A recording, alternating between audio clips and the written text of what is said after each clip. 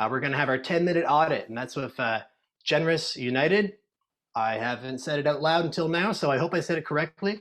But we'll be hearing insights from Michael about organic optimization opportunities for them, as well as paid with Matt Whalen. And you'll remember them from other sessions, of course. Genrus United is committed to lowering drug costs for all Canadians, and they're a membership-based buying group headquartered in Atlanta, Canada, dedicated to making prescription drugs more affordable for Canadians. So we're going to take a look at their website today for the 10-minute audit. Thank you, Kenzie. I'm going to share my screen here. As Kenzie said, I'm Michael McMillan. I'm the principal SEO consultant for McMillan Search. We come up with SEO plans and help teams implement and learn so that they can own their SEO in-house generally. We also host these SEO brunches, and we like to kick them off with 10-minute audits. And if you're interested in getting 10-minute audit, they used to be Digital Nova Scotia exclusive, but we've opened it up to the bigger group. We still give a little bit more priority, of course, to Digital Nova Scotia members, just because they've been such a supporter for us for years. But if you're interested in that, Kenzie will post some links on how you can get your website considered for an SEO brunch 10-minute audit in the near future. So we put together this Google Data Studio dashboard to try to understand a lot of the Search Console information that we were seeing in here. First thing you'll notice, and it's not a surprise, 96% of this traffic's coming from Canada. A lot of it's coming from desktop. And if we were to filter that down a little bit further, we'll scroll down here and we've picked our country, we can start seeing some of the keywords that are driving traffic. You'll see here the 3 top keywords. The only one to get more than 1 click is all branded search. Again, not a huge surprise here. That's what's driving your traffic at the moment. There's not a whole lot you can do from an, and I might open up a whole argument here, but we can save it for the Q&A, that you can do for branded search directly from an SEO standpoint. And usually when we get into engagements with people, we like to look at non-branded traffic because that's where we generally see the big opportunities to increase traffic. So with that in mind, we're going to filter out some of these non-branded terms here, or sorry, the branded terms. I'll get rid of the top 3 here and start seeing what kind of keywords we are ranking for. And you'll see here, we're seeing a lot of Picto Pharmacy, Grand Bay Pharmacy, Bowman's, Black Diamond Pharmacy. We are getting clicks from this. And if we go down below here with the branded terms, you can get a little bit more involved information here. We can see what page is ranking for this and roughly where this position is. You'll see a lot of these non-branded terms are following at the bottom of the first page. Not a surprise, because if we want to run a query for one of these pages, or for one of these queries. So Black Diamond Pharmacy, I know the company is located in Nova Scotia. So my being in Nova Scotia is only helping influence this. You'll see in a regular search result, this part wouldn't show up. It's only because we have access to your Search Console data. This would show up, but normal search results will start here with the local 3-pack. And what's going to rank in there? It's going to be the actual physical location. But the real opportunity we saw here is if you scroll down a little bit further, you'll see we're showing up here, Genrus. And we're getting some array data from this. I don't think this page was meant to be live, but this is a really interesting opportunity because if you're not familiar with the product, you guys partner with local pharmacies and provide them with information, or provide them, I'll probably bastardize this, but when you're partnering with these pharmacies, you can highlight your partnership in these secondary results, for an example. And like I said, I don't think these pages were meant to be live, but I would lean into them. The fact that they are ranked, we do see them a lot. If we jump back here to our dashboard, you'll see a lot of these are the provider pages, so your partner pages. And they all, we'll link through to one of these pages so you get an idea of what they look like. So they're showing up in these secondary positions, and they've got this little array coming out at the top. I would talk to your developer and get this removed. It's not supposed to be there, but and I don't think this page is supposed to be there, but I would keep this page in the index. And I would start developing content that highlights your relationship, your partnership with these. So first thing, of course, get your developer to remove the array code at the top of the page. And then these pages, being the opportunity that they are, we would recommend updating the top level heading to be Black Diamond Pharmacy prescription savings. So you're not actually Black Diamond Pharmacy, Black Diamond Pharmacy being a variable at this point, but you do partner with them and you do offer savings for prescriptions. So you can get your card from Genrus, and when you go into this pharmacy, you would get a discount. So you can highlight the fact that on this page that you're related to them, but you're not specifically you're not representing them directly. And then I would include some sort of update, some sort of intro paragraph. We created some content here, and we'll send the content off to you afterwards, and it's just meant to be a guide. But the intro paragraph we were playing with was stop paying too much for your medications. Let Black Diamond Pharmacy and Genrus United help you find savings on the medication you need. So I would tuck this in under the main heading right here, put it on below there. Then I would have a follow-up paragraph that highlights your relationship, include how this relationship benefits the customer. I'm sure you guys have some language already for this. You want it to be, this doesn't have to be so unique, because it'd be nice if it was complete, all the content is going to be unique, but we can do this pretty formulaic, because I'm assuming the relationships with the individual pharmacies is fairly consistent. And then under that, I would include a call to action to get people to join up and save. So your join now page, right here, we want to drive people to this page. You could probably play with what you already have here as a call to action. So the traffic that's coming, there are these secondary searches where they're looking for the brand, then they may click onto this secondary post, as we've seen, or it's the secondary result. We've seen people, I've already clicked on this. We can potentially convert these people into members of Genrus. At that call to action, I would include a summary of each partner. So this allows you to give unique content. I'm sure they have to provide some sort of summary of who they are. And if they don't, a little hack, you can just go through and search for their Google My Business and look for their description there, copy and paste it to it. It's representing what they want to be represented as. So it's a pretty straightforward.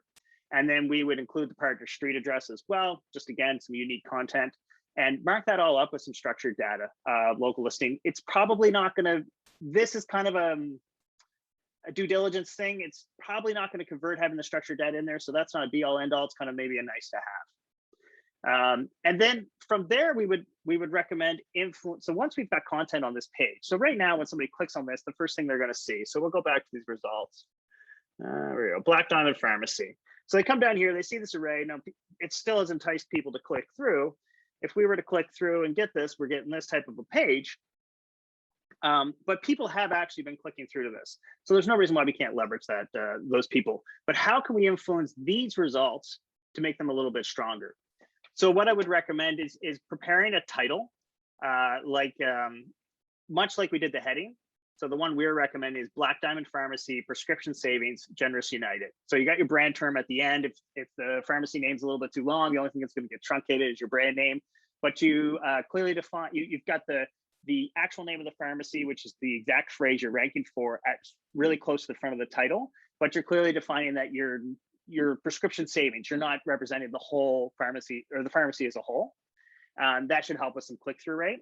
And then for your description, I would use that intro paragraph we talked about before. So stop paying too much for your medications. Let Black Diamond Pharmacy and Genrus United help you find savings on the medications you need. And then we'd also recommend, as you're going through there, you'll see there's a publishing date there. July 22nd, 2019, I would just update that to the most recent, because this is the first time you're publishing content. If there was a way, I believe this is probably getting pulled in through article schema.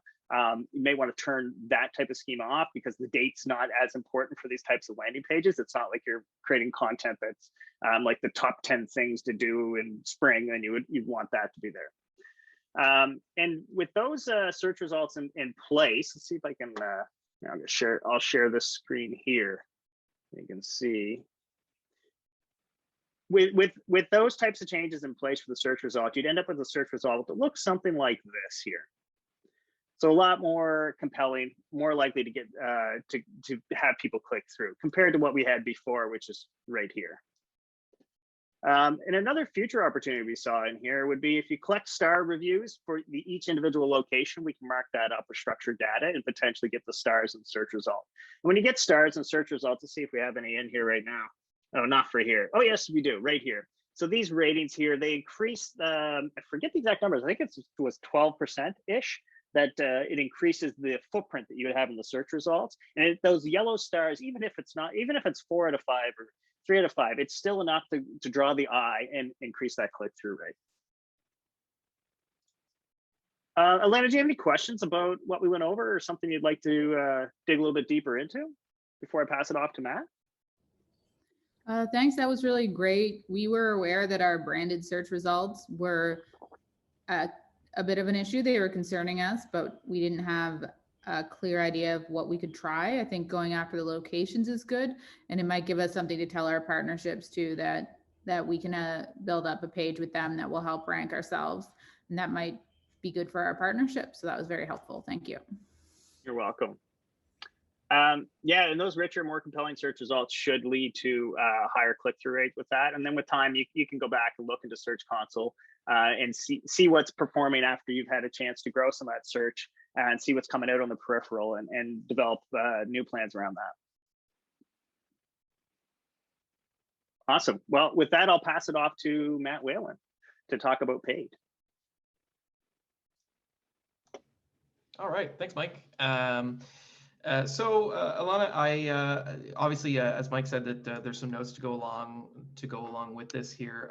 I don't have much in the way of visuals or anything, but just a couple of things, and some of these screenshots that I'll include in the notes will help kind of explain this. But mostly what I focused on in terms of the paid review of what Genrus is doing, I actually focused more on the Google Analytics side of things, because as so often is the case with these 10-minute audits, a lot of the folks we're working with either are not doing a lot of paid at the moment, or they're planning on doing paid in the future, or somewhere in between there. And I think that's where, based on what I can see, that's where Genrus is there's experimentation with paid in the past for sure, and there's probably more coming in the future. But I think one of the main things that I always work with my clients is to get the setup of analytics down first, like the foundation, because that helps you when you start spending money. It helps you measure what's working and what's not. So that's really what I focused on. And there's a couple of like small things here that I think you can tackle before any more paid happens. Whether it's something that's going to happen really soon, big campaign or ongoing or whatever. So I'll go over this. So the first is some of your events so I see you've got Google Tag Manager installed on the site, and you've got that firing events into Google Analytics, which is great because that allows you to track things beyond page views and things like that. So that works really well. But you've got some events that are firing as like anybody who doesn't know, but like events in Google Analytics have kind of different tiers. It goes like category, action, and then label. And the Genrus folks have a category called form submissions. So you've got Google Tag Manager listening for form submissions on your website and tracking those, which is awesome because, of course, form submissions are pretty much some of the most valuable conversions on your website. But what I'm seeing is a lot of the form submissions under that category, there was like thousands of them, and I was like, this doesn't seem right. So I looked into it, and a lot of those are coming up from searches, medication searches, which is one of the main tools in your website. Mike even kind of showed that, which is branded search plus like a medication or something like that. So you've got a lot of people using that search on the site, the medication search and also the postal code search, to see if like who is near you or what pharmacy partners are near you. Those are coming through as form submissions on Google. Not a problem. It's actually really good to track those searches because it's a signal of high intent. So I wouldn't call it a conversion, but I would call it like a signal of high intent from paid users if you were doing paid. But what I would do is go into Tag Manager and relabel those events as something, a different category other than form submissions. And you'll have to set up a new, you'll have to tweak your trigger basically to filter out the form submissions, because obviously you're using the Tag Manager form built-in form submission listener. So you'll have to play with that a bit to get it to separate it. You'll want to separate the medication searches into a different category than form submissions, probably. And then you'll want to have the actual form submission, which the main one you have is actually on a subdomain. That should be tracked completely separately, because then you can add that as a conversion in Google Analytics and all kinds of things like that. So it's really it's not something broken or anything like that. It's really more just a cleaning up your data task. So that's one. There's also another one that I noticed where you've got two events that fire for like outbound link clicks. One is like under the category of click, and one is under the category of outbound link. What I'm guessing is that those were set up at two different times. One is probably older than the other, and they're not identical, so they don't fire on the same things. So that's worth looking into deeper to see how can we merge these, or is one deprecated? Can we eliminate one? And so doing that, just again, outbound link clicks are good to track, especially for you and your pharmacy partners and things like that. But again, just cleaning that up to make it more clear, so that when you're looking at your data, you can just look at everything all at once rather than having to dig through and see what's what. And then the third kind of just little point on that was the click event category might be firing on non-outbound link clicks. It's firing on when people click links from your subdomain to your main page, especially like the members area. And that's a little bit more of a complex problem to fix. But you can easily fix it in the short term by just going into that event trigger on Tag Manager and just filtering out those subdomains, or again, putting them in a separate category, because you'll want to know when people are coming back to the website from your subdomain, but it's not an outbound link click, so you don't want to track it the same. So it's really just a labeling thing. So that's worth doing. And then speaking of the subdomains, that leads me into my next kind of major point, which is I don't think you have Tag Manager on your subdomains currently. You've got two main ones, the member area and then the sign up area, which is like for new customers, to like request more information or whatever. So that's definitely worth doing, getting Tag Manager running on those. More specifically, the join subdomain, because that's where you really need to measure that form submission, and to do that properly, you're going to want Tag Manager on there. So that's really worth doing. But kind of adjacent to that is something else I would look into, and I've attached a link in the notes. But when someone like Genrus or like anybody has subdomains, whether those are landing pages or different sections of the website or whatever, it's worth adding. If there's a filter you can add into Google Analytics that prepends the host name to your data. So what happens is, right now when you look at your Google Analytics instance and you look at page views, for example, everything is just / whatever the page is called. So / is the home page, and then you've got like / whatever example. And everything is done like that. But what that kind of leaves out is, for example, the sign up form on the join subdomain just comes as /sign up. And so it leaves out that that's actually on the subdomain. And so prepending that host URI to the data will again make looking at the data in Google Analytics much cleaner, because you'll be able to know, is this the members page? Is this the join subdomain?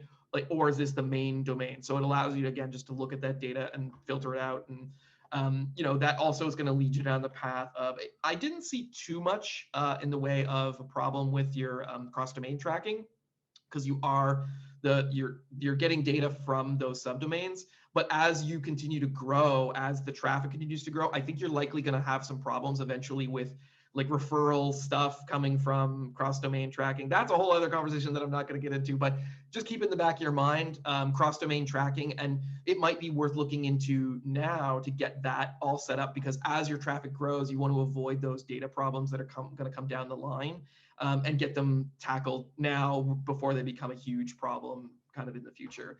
And then the last thing, which I'll make really quick because I'm sure I'm over my 10 minutes, but I just want to reiterate what Mike was talking about in terms of the branded search terms. I think you can also pick up some easy yardage there with doing branded search on paid as well. You're getting a lot of branded search. This is for your brand, but also when people are searching for pharmacies and your brand, I think those are well worth serving ads for. So everything that Mike basically said in terms of working on that, branded search, I think applies to paid as well. And that's just something you can set up and just and have going. And he said that, which is true, which is when it comes to, there's not a whole lot you can do organically for that. This is where with paid, you can do a whole lot more. You can push them to a sales landing page. You can push them to any page you want, not just the home page. So there's a lot of stuff you can do there with that. So I would recommend, as a low hanging fruit in terms of paid, like I don't know what the future holds for you in terms of paid, but setting up a branded search paid campaign with a modest budget is something that's worth doing, as soon as possible.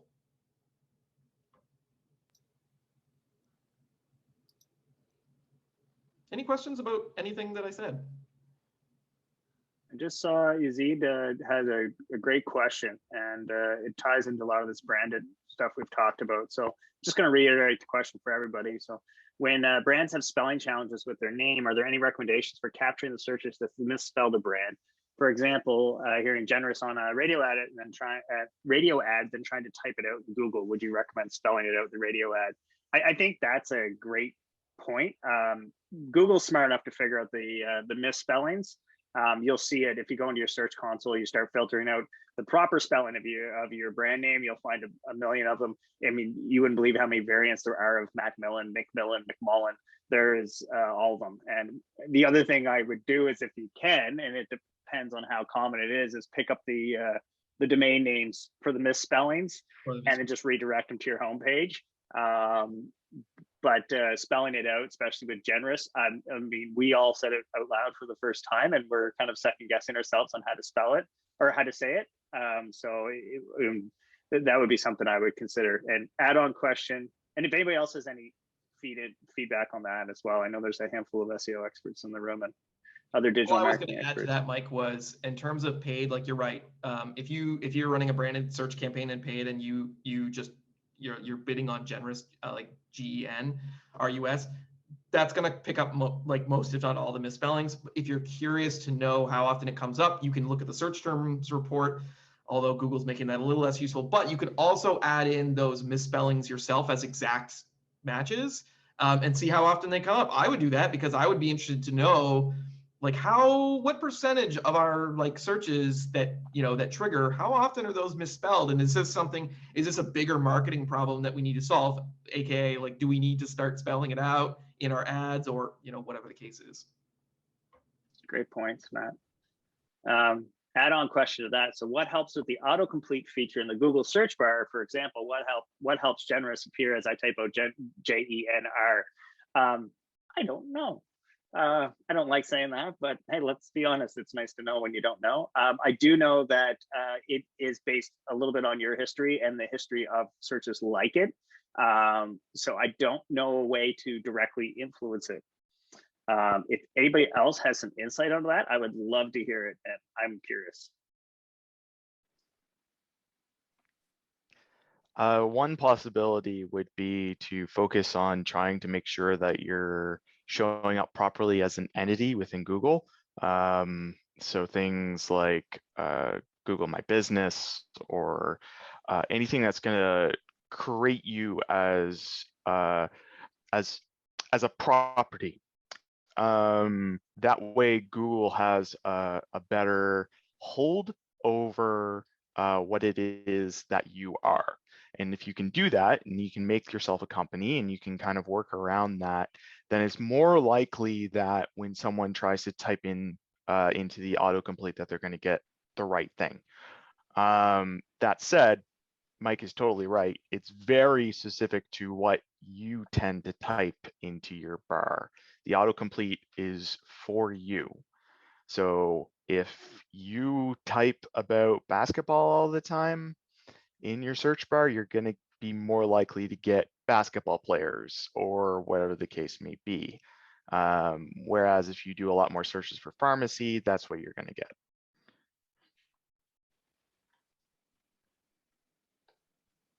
Excellent.